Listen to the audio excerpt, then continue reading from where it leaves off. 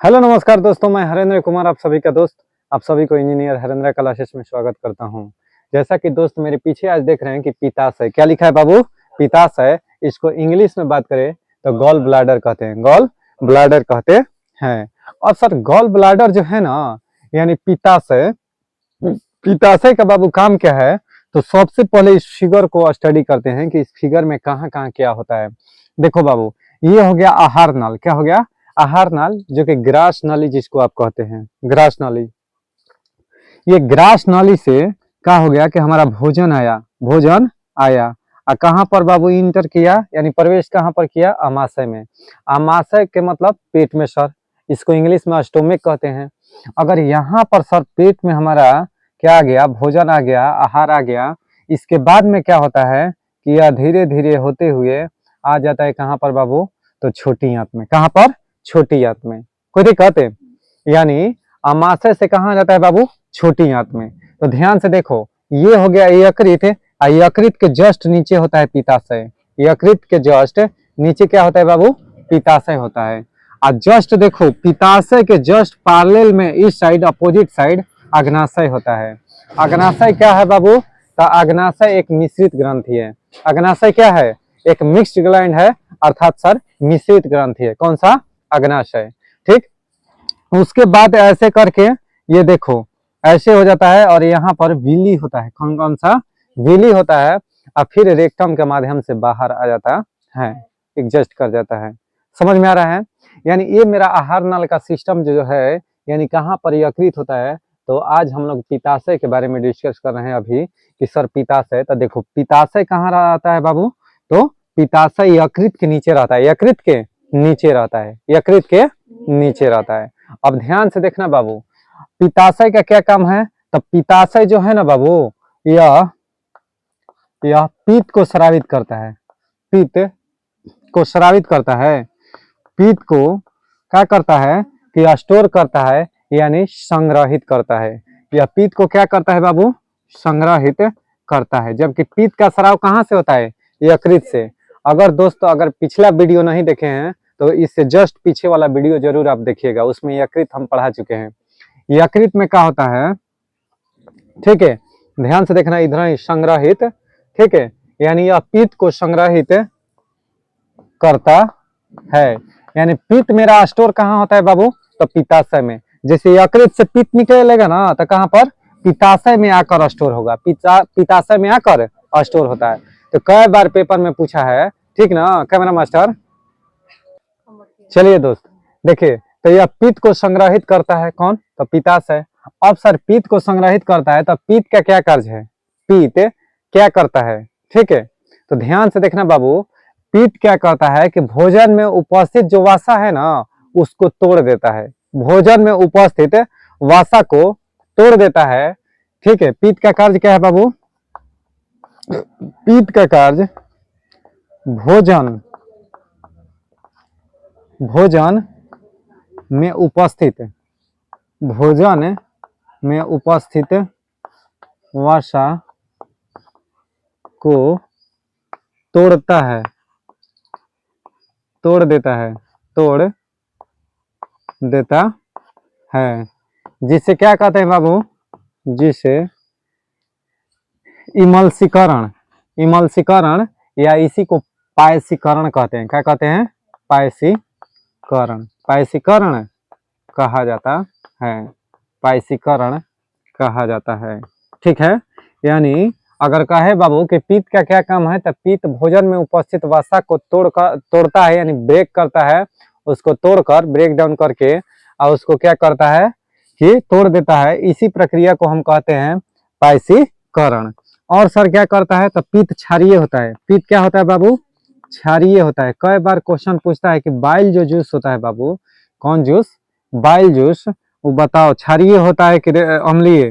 तो पित्त जो होता है ना, पित्त, पीता लिखा गया है, पित्त रस, पित्त क्षारीय होता है। पित्त कैसा होता है बाबू? क्षारीय होता है। ठीक है, ऐसे ही सब अलग है। ठीक, पित्त क्षारीय होता है। और सर तो पित्त का पीएच मान, पित्त के रस का पीएच मान, पित्त के रस का पीएच मान, इसको बाइल जूस भी कहते हैं इंग्लिश में, ध्यान देना। पीएच मान पीएच मान 7.8 से 8.2 होता है, 8.2 होता है। समझ में आया क्या? यानी पित्त के रस का पीएच मान कैसा होता है, क्या होता है बाबू? तो 7.8 से 8.2 होता है। कोई दिक्कत? नोट डाउन कर लो। चलो बाबू, अगर बात किया जाए बाबूआ कि पित्त रस के, तो पता चल गया कि पित्त रस कैसा होता है, क्षारीय होता है। पित्त रस के पीएच मान बाबू 7.8 से 8.2 होता है। अब एक लड़का पूछ रहा है कि सर गॉल ब्लैडर में यानी पित्ताशय में अगर सर स्टोन हो जाए, पथरी हो जाए, तब क्या होगा सर? तो वह पथरी कभी ठीक नहीं हो सकता है। ठीक, ध्यान से देखना। क्या चीज? यानी क्या चीज? कॉलर। चलो दोस्त, सबसे पहले बता देता हूं कि अगर स्टोन में यानी गॉल ब्लैडर में स्टोन हो जाए, गॉल ब्लैडर यानी पित्ताशय में अगर स्टोन हो जाए, तब क्या होगा बाबू? तो पित्ताशय में देखो स्टोन हो जाएगा ना, यानी पित्ताशय में अगर पथरी हो जाए, पित्ताशय में पथरी हो जाए, पथरी यानी इसको स्टोन कहते हैं, इंग्लिश में क्या कहते हैं? स्टोन। ठीक है, अगर स्टोन हो जाए, ठीक, पथरी होता है, पत्थर तथर होता है, इसलिए हम लिखे। ठीक है, पथरी यानी पित्ताशय में अगर पथरी हो जाए, स्टोन हो जाए, तो पथरी हो जाए तो वह ठीक नहीं हो सकता है, वह ठीक नहीं हो सकता है, ठीक नहीं हो सकता है, ठीक नहीं हो सकता है। काहे सर ठीक नहीं हो सकता है? क्योंकि इसमें सर जो भी चीज हो जाता है ना पित्ताशय में, वह इसमें ठीक नहीं हो सकता है। उसको कंट्रोल कर सकते हैं आप, उसको पूर्णतः ठीक नहीं हो सकता है। तब सर, तो पित्ताशय को काट कर निकालना पड़ता है। ठीक है, नहीं हो सकता है, इसलिए पित्ताशय को काट कर निकाल दिया जाता है, काट कर निकाल दिया जाता है। अब देखना बाबू बोर्ड पर, निकाल दिया जाता है।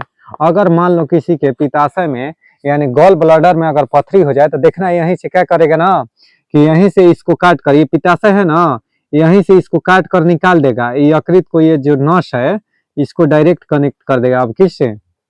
यकृत को कनेक्ट कर देगा इस नाली से, इस ये पित्ताशय हटा देगा।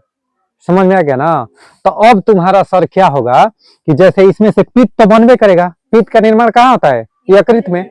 यानी बाइल जूस का फॉर्मेशन की बात करें बाबू, तो लीवर में होता है। अब यहाँ पर उसका निर्माण हो जाएगा, अब पुनः इस नाली के माध्यम से सीधे आ जाएगा नाली में, मेन नाली में।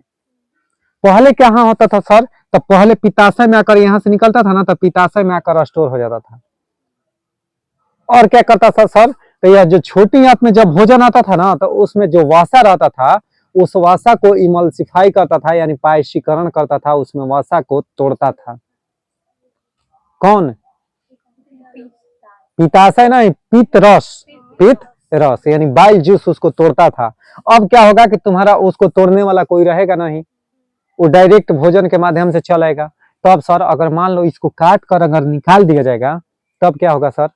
तो जानती हो क्या होगा? उसमें खाना पर परहेज करना पड़ेगा, बहुत सूखा रूखा खाना खाना पड़ेगा, बहुत चिकना वाला चीज नहीं सब खाना पड़ेगा तुमको, नहीं तो तुरंत तुम्हारा लूज मोशन हो जाएगा, तबीयत खराब हो जाएगा। कोई दिक्कत? लूज मोशन माने समझ रहे हैं ना, पैखाना तेजी से, कोई दिक्कत है? अब एक लड़का पूछ रहा है कि सर पित्त रस का कलर कैसा होता है? सर पित्त रस का रंग बताइए। तो जो पित्त रस होता है ना बाबू, पित्त रस का रंग, पित्त रस का रंग हरा पीला होता है, या पीला हरा कहिए, हरा पीला होता है। कैसा होता है? पित्त रस का रंग कैसा होता है बाबू? तो हरा पीला होता है, हल्का हरा पीला, हल्का लिख लो, हल्का हरा पीला होता है। दोनों कलर का मिक्स्ड होता है। किसका? बाइल जूस का। समझ में आ रहा है ना? कोई दिक्कत? तो नोट डाउन कर लो यहाँ तक। चलिए दोस्त, अब हम लोग जानते हैं कि पित्ताशय के बारे में जान गए ना बाबू। अब हम जानते हैं कि देखिए विली क्या होता है। कौन सा? विली क्या है होता है? तो ध्यान से देखना, छोटी आंत का विली क्या होता है बाबू। एक लड़का पूछ रहा है कमेंट बॉक्स में कि सर विली के बारे में बताइए कि विली क्या होता है। भाई विली जो है ना बाबू यहाँ पर, विली क्या होता है तो ध्यान से देखना। यह छोटी आंत का, छोटी आंत का, आंत का अंतिम भाग होता है। अंतिम, अंतिम भाग होता है। यह छोटी आंत का अंतिम भाग होता है। छोटी आंत का अंतिम भाग होता है। कौन सा बाबू? विली। विली क्या होता है? छोटी आंत का अंतिम भाग होता है। ठीक। अच्छा सर, इसके बाद में छोटी आंत से भोजन कहाँ जाता है बाबू? बड़ी आंत में। छोटी आंत के बाद, छोटी आंत से भोजन, ठीक है, आंत से भोजन, भोजन बड़ी आंत में आता है। बड़ी आंत, आंत में आता है। बड़ी आंत में आता है। अब सर बड़ी आंत के अगर बारे में बात करें कि बड़ी आंत का कौन कौन सा भाग होता है बाबू? बड़ी आंत का 3 मुख्य भाग होता है। 3 भाग होता है, भाग होता है। कौन कौन बाबू? तो पहला होता है कौन? सीकम। कौन सा? सीकम। दूसरा पूछे तो कोलोन। दूसरा कोलोन। और तीसरा पूछे बबुआ तो रेक्टम। दिखाई दे रहा है ना कैमरा में बाबू? रेक्टम। कौन सा? रेक्टम। ठीक है, यानी सीकम, कोलोन, रेक्टम, यह बड़ी आंत के 3 भाग होता है। इसी में क्या होता है ना कि बड़ी आंत में भोजन और पानी अलग अलग हो जाता है। भोजन और पानी अलग अलग हो जाता है। ठीक। अब देखो हमारे बड़ी आंत में छोटी आंत से भोजन जो है ना, देखो यहाँ से होते हुए क्या करेगा कि अब सीकम में आएगा। कहाँ पर? सीकम में। यानी भोजन जो है ना बाबू, ध्यान से देखना, अब इधर लिखना, यानी बड़ी आंत में भोजन, बड़ी आंत में भोजन, भोजन सीकम के माध्यम से, सीकम के माध्यम से, माध्यम से पहुंचता है, पहुंचता है। कहाँ पहुंचता है बाबू? बड़ी आंत में भोजन सीकम के माध्यम से पहुंचता है। समझ में आ गया ना बाबू? इतना दूर तक नोट डाउन करो तो। चलो बाबू देखो, अगर बात करें बबुआ कि कौन सा अभी पिताशय चलिए कह रहा है, ध्यान से सुनो। अगर कहेगा ना बाबू, ध्यान से सुनना, अगर कहेगा कि सर सीकम कहाँ होता है तो पेट के दाहिने ओर होता है। सीकम बाबू, सीकम पेट के, पेट के दाहिने, दाहिने ओर होता है। दाहिने ओर होता है। सीकम किस ओर होता है बाबू? दाहिने ओर होता है सीकम। अच्छा सर, सीकम के नीचे ही अपेंडिक्स होता है। सीकम के नीचे ही, यानी सीकम के नीचे क्या होता है बाबू? अपेंडिक्स। अपेंडिक्स, अपेंडिक्स होता है। सीकम के नीचे क्या होता है? अपेंडिक्स होता है। अपेंडिक्स होता है। अपेंडिक्स क्या है बाबू? तो अवशेषी अंग है। अपेंडिक्स क्या है? अवशेषी अंग है। अपेंडिक्स को देखकर क्या ख्याल, यह अवशेषी अंग है बाबू। अपेंडिक्स, अपेंडिक्स, अपेंडिक्स एक अवशेषी, अवशेषी अंग है। अपेंडिक्स कैसा अंग है बाबू? एक अवशेषी अंग है। अब एक लड़का पूछ रहा है कि सर अवशेषी अंग क्या होता है? तो देख बाबू, जिसका हमारे शरीर में कोई काम नहीं हो, अगर उसका रहने पर या ना रहने पर, बाप के नालायक बेटा, रहला और ना रहला पर कोई फायदा नहीं है, लेकिन आग देते समय काम आएगा। आग देने के समय काम आएगा। समझ में आ रहा है ना? यानी कहने का मतलब मेरे बाबू कि अपेंडिक्स जो है ना, इसका हमारे शरीर में कोई काम नहीं होता है। शरीर में कोई काम नहीं होता है। यह एक अवशेषी अंग है। थोड़ा बहुत यह सेल्यूलोज के पाचन में सहायक होता है। सेल्यूलोज के पाचन में सहायक होता है। जैसे नहीं हम लोग हल्का फुल्का साग वगैरह खा लेते हैं या लकड़ी वगैरह के कुछ कटिंग पार्ट, तो यही पचाता है अपेंडिक्स से। अपेंडिक्स क्या करता है? सेल्यूलोज को पाचन में कुछ सहायक होता है। तो जबकि जानवरों में अपेंडिक्स बहुत बड़ा मात्रा में होता है, जिससे सेल्यूलोज पचा लेता है। कोई दिक्कत है? कोई दिक्कत? तो ध्यान से देखना, अपेंडिक्स कैसा है? तो अवशेषी अंग है सर। अवशेषी अंग लिखकर डैश दो कि अवशेषी अंग क्या होता है। अवशेषी अंग क्या होता है? अवशेषी अंग क्या होता है? कोई दिक्कत? अवशेषी अंग बाबू क्या होता है? अगर बात किया जाए कि सर वैसा अंग जो शरीर में जिसका कोई भी जरूरत नहीं होता है, क्या बोला मैं कि आपका अवशेषी अंग क्या है बाबू? तो जिसका कोई काम नहीं होता है, मानव शरीर के अंदर कोई काम नहीं होता है, यानी वैसा अंग बाबू, वैसा अंग जिसका जिसका मानव शरीर में, मानव शरीर शरीर में कोई काम नहीं होता है, कोई काम नहीं होता है, नहीं होता है, वह क्या कहलाता है बाबू? अवशेषी अंग। वह क्या कहलाता है? अवशेषी अंग। तो देखना अवशेषी अंग में कौन कौन सा हो जाएगा बाबू? तो अपेंडिक्स हो जाएगा। कौन सा? अपेंडिक्स हो जाएगा। त्वचा के बाल हो जाएगा, त्वचा के बाल हो जाएगा।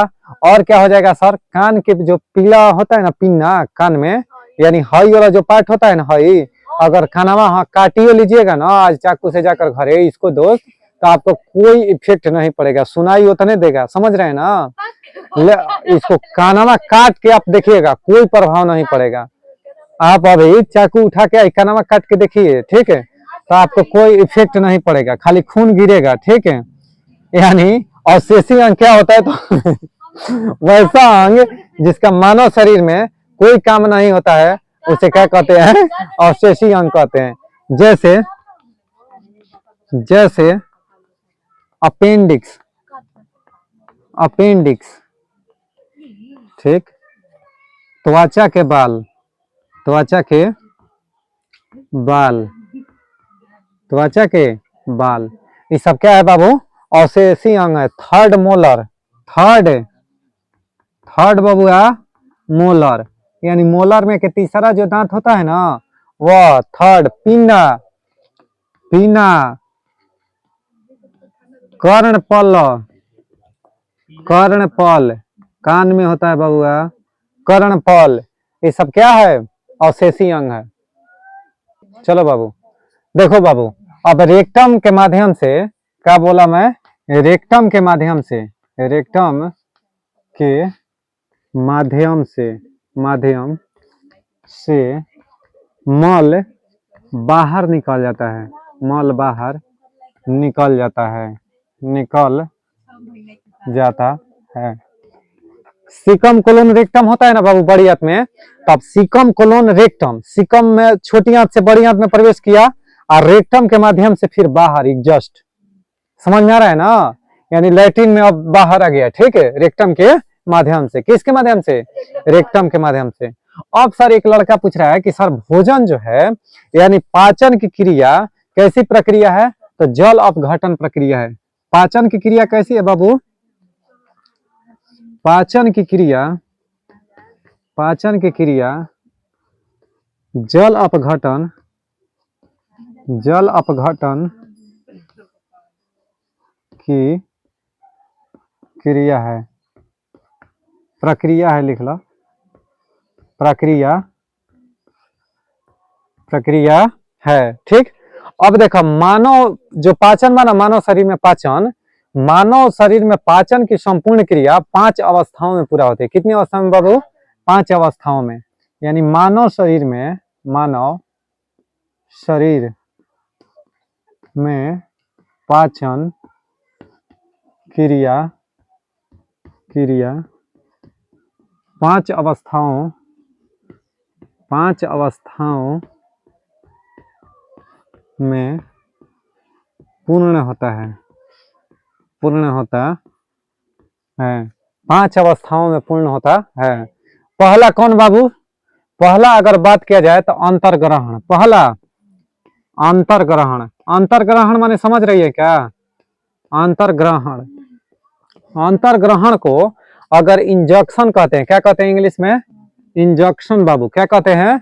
इंजेक्शन, ठीक है, इंजेक्शन, इंजेक्शन कहते हैं, इंजेक्शन कहा जाता है, इंजेक्शन कहते हैं सर। अब इंजेक्शन यानी अंतर्ग्रहण क्या करता है? तो यह भोजन को निगलने की प्रक्रिया होती है, यह भोजन को, भोजन को निगलने की प्रक्रिया होती है, निगलने की प्रक्रिया होती है। यह भोजन को निगलने की प्रक्रिया होती है। ये बाबू ध्यान से देखो, सबसे पहले अंतर्ग्रहण होता है, फिर कौन सा होगा, पाचन होगा, फिर कौन सा होगा, अंतर्ग्रहण होता है, पाचन होता है, उसके बाद में अवशोषण होगा। क्या होगा, अवशोषण होगा। उसके बाद में बाबू स्वांगीकरण होगा, फिर मल परित्याग होगा।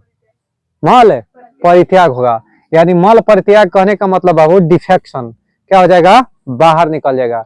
यानी 5 तरीका से हमारे शरीर में पाचन प्रक्रिया होती है। पाचन प्रक्रिया कितने तरीका से, 5। पहला कौन, अंतर्ग्रहण। सबसे पहले हम जो भोजन अंदर डाले ना, तो इसको अंतर्ग्रहण करेंगे। अब भोजन जब गया अंदर तो पाचन होगा, तो पाचन प्रक्रिया दूसरा। और तीसरा कौन सा बाबू, तो अवशोषण। कौन सा, अब पाचन हुआ तो उसके बाद एब्जॉर्ब होगा, और नहीं तो क्या हुआ कि पाचन होने के बाद डिस्चार्ज हो गया, तो वही आदमी दुबला हो जाता है। क्या हो जाता है, नहीं समझे, बात को ध्यान से समझिएगा।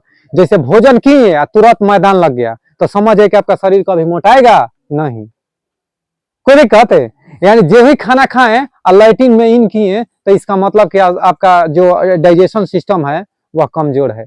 क्या है बाबू, कमजोर है। इसलिए दोस्त आप कभी मोटा नहीं सकते हैं।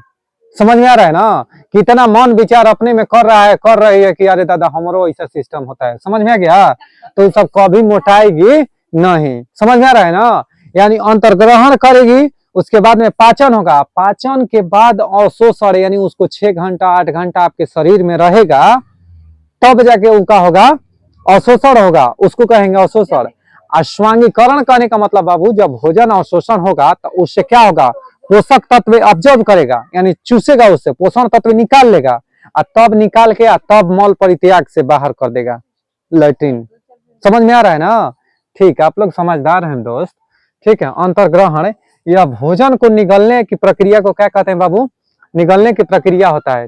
अंतर्ग्रहण क्या होता है, भोजन को निगलने की प्रक्रिया होता है। दूसरा बात करें बाबू, पाचन। कौन सा, पाचन। कौन सा, पाचन, यानी इसको डाइजेशन कहते हैं, इंग्लिश में क्या कहते हैं, डाइजेशन।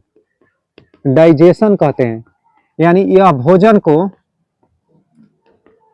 को छोटे छोटे टुकड़े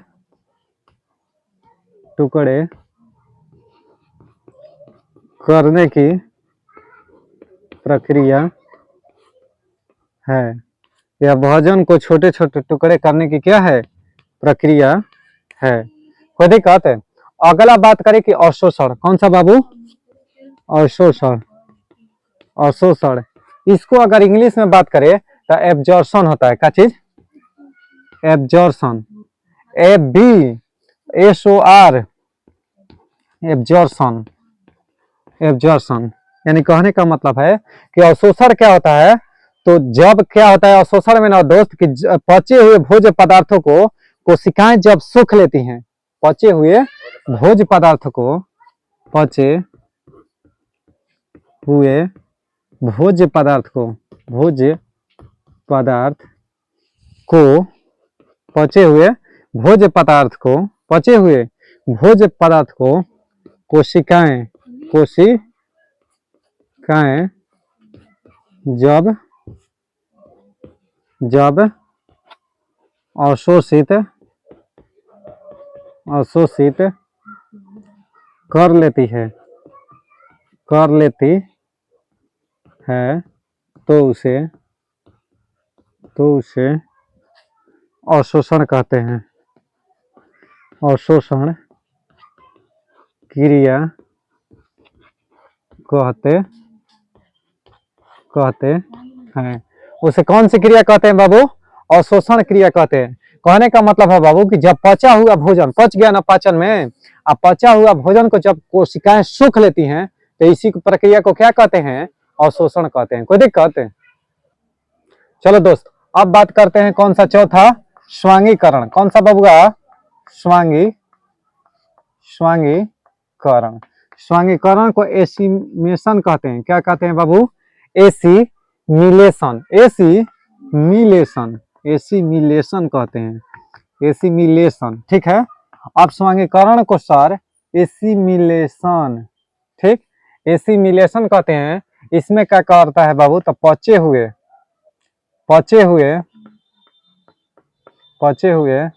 भोज्य पदार्थ से ऊर्जा का, ठीक है, हाँ, पचे हुए भोज्य पदार्थ से ऊर्जा प्राप्त होता है। पचे हुए भोज्य पदार्थ से ऊर्जा का प्राप्ति होता है। इसमें क्या होता है बाबू स्वर्गीकरण में, तो पचे हुए भोज्य पदार्थ से ऊर्जा का प्राप्ति हो जाता है। कोई दिक्कत। अब अगला होता है मल परित्याग। क्या कहते हैं, मल परित्याग।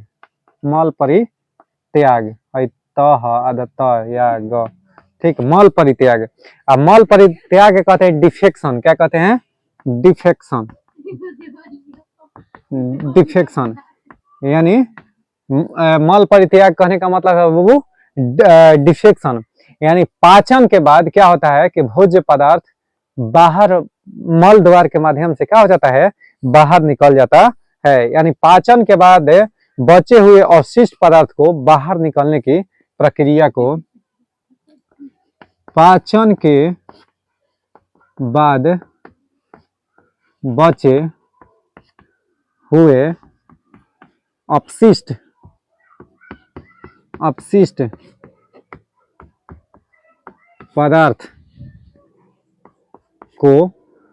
पदार्थ को क्या कहते हैं बाबू, पाचन के बाद बचे हुए अपशिष्ट पदार्थ को बाहर निकालने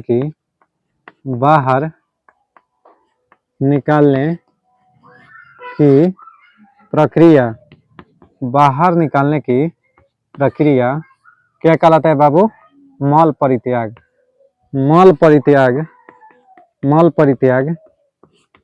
कहलाता है। समझ में आ गया ना दोस्त। हम उम्मीद करते हैं कि आप पूरा के पूरा क्वेश्चन कॉन्सेप्ट जो है आप लोग समझ चुके होंगे। यानी ये मेरा पाचन प्रक्रिया का तीसरा वीडियो जाएगा, इसको आप बखूबी समझ गए होंगे। और यहीं पर हम वीडियो को समाप्त करते हैं। अगर यह वीडियो आपको अच्छा लगे तो कृपया करके दोस्तों के पास शेयर, सब्सक्राइब और लाइक करना ना भूलें। और इस वीडियो के अंत में कमेंट बॉक्स जरूर लिखें। ठीक है, बाय बाय, टेक केयर, मिलते हैं नेक्स्ट वीडियो में।